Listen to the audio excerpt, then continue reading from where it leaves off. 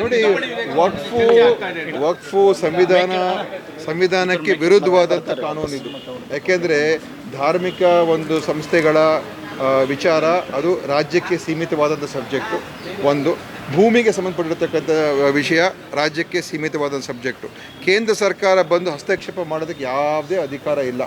ಅದು ಹಿಂದೂ ಧರ್ಮದ ಒಂದು ದತ್ತಿಯ ಸಂಸ್ಥೆಗಳಾಗಿರ್ಬೋದು, ಕ್ರಿಶ್ಚಿಯನ್ದೇ ಆಗಿರ್ಬೋದು, ಮುಸ್ಲಿಮ್ದೇ ಆಗಿರ್ಬೋದು, ಅವರು ಇಲ್ಲಿ ಇಂಟರ್ಫಿಯರ್ ಇಲ್ಲೇನು ಇದೆಲ್ಲ ಇವರು ಕಿತ್ಕೊಳ್ತಾ ಇದ್ದಾರೆ. ಪವರ್ಸ್ ರಾಜ್ಯ ಸರ್ಕಾರದ ಅಧಿಕಾರಿಗಳು ಕಿತ್ಕೊಳ್ತಾ ಇದ್ದಾರೆ. ಇದರಿಂದ ಒಂದು ರೀತಿ ಅತ್ಯಂತ ಸಂವಿಧಾನಕ್ಕೆ ವಿರುದ್ಧವಾದಂಥ ನಡೆ ಇದು. ಪಾರ್ಲಿಮೆಂಟ್ ಪಾಸ್ ಆದರೂ ಕೂಡ, ಯಾಕಂದರೆ ಇವರು ದಬ್ಬಾಳಿಕೆ ಮಾಡಿ ಪಾಸ್ ಮಾಡಿದ್ರೂ ಕೂಡ ಸರ್ವೋಚ್ಚ ನ್ಯಾಯಾಲಯಕ್ಕೆ ಹೋಗೇ ಹೋಗುತ್ತೆ.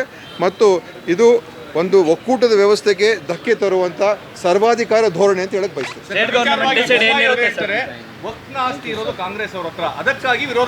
ನೋಡಿ, ಅವರು 4 ವರ್ಷ CM ಆಗಿದ್ರು, ಏನು ಮಾಡಿದ್ರು? ಏನು ಮಾಡಿದ್ರು? 4 ವರ್ಷ ಅವ್ರು CM ಆಗಿಬಿಟ್ಟು ಈ ಥರ ಆರೋಪ ಮಾಡೋದು ಸುಲಭ. ನೋಡಿ, ತಪ್ಪನ್ನು ಯಾರೂ ರಕ್ಷಣೆ ಮಾಡೋಕ್ಕೆ ಹೋಗಲ್ಲ.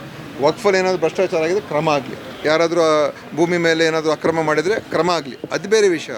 ಆದರೆ ನೀವು ಅದರ ಮೇಲೆ ಹಸ್ತಕ್ಷೇಪ ಮಾಡಿ ನಿಯಂತ್ರಣ ಮಾಡೋಕ್ಕೆ ಹೋಗೋದಿದಲ್ಲ, ಅದು ಯಾವುದೇ ಧರ್ಮದ ಭೂಮಿ ಮೇಲೆ ಮಾಡೋದಕ್ಕೆ ಸಾಧ್ಯ ಇಲ್ಲ. ಮತ್ತು ಇದು ರಾಜ್ಯಕ್ಕೆ ಸೀಮಿತವಾಗಿರೋ ಸಬ್ಜೆಕ್ಟ್ ಇದು. ಆಯ್ತು, ಒಂದು ಡಾಕ್ಯುಮೆಂಟ್ ಪ್ರೂವ್ ಮಾಡಲಿ ಅವರು. ಸುಮ್ಮನೆ ಇವೆಲ್ಲ ಕತೆ ಹೇಳೋದು ಬಿಟ್ಬಿಟ್ಟು ಇದೆಲ್ಲ ಹೇಳಬಾರ್ದು. ಅದು ಬೇರೆ ವಿಷಯ, ಇದು ಬೇರೆ ವಿಷಯ. ಏನಾದರೂ ತಪ್ಪಾಗಿದ್ದರೆ ವಕ್ಫ್ ಆಸ್ತಿ ಅಡಿಯಲ್ಲಿ ಅದನ್ನು ಕ್ರಮ ತಗೊಳ್ಳೋದಕ್ಕೆ ಖಂಡಿತ ಸರ್ಕಾರಗಳು ಮಾಡಬೇಕು. ಅದಕ್ಕೆ ಬೇಕಾದರೆ ಕಾನೂನುಗಳು ಇನ್ನೂ ಹೆಚ್ಚು ಶಕ್ತಿ ಕೊಡಿ, ಅದು ಬೇರೆ ಪ್ರಶ್ನೆ.